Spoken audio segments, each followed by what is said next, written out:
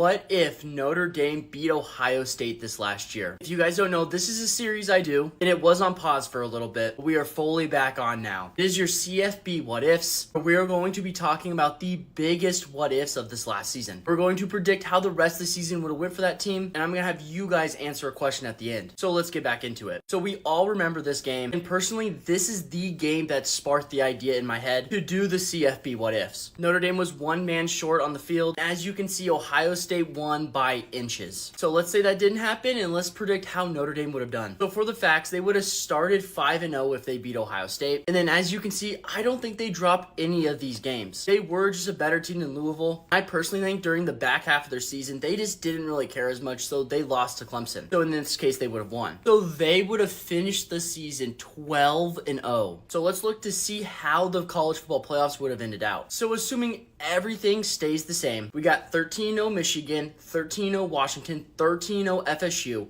12-0 Notre Dame, 12-1 Texas, 12-1 Bama, and your only team who didn't win a conference minus Notre Dame because they're independent is 12-1 Georgia. So I want you guys to answer in the comments who gets in. Here's my take. So Michigan and Washington obviously get in. I then still think the energy stays the same and FSU gets knocked out because of Jordan Travis. I think then because of that, Notre Dame does slot in at the 3 spot. And then hear me out of these 3 teams, Bama would be the one that get in. They would not leave the SEC out in this situation, and they would just say that Bama was a different team at the beginning of the year when they lost to Texas. Well, let me know what you guys think in the comments, and let me know if you like these what ifs.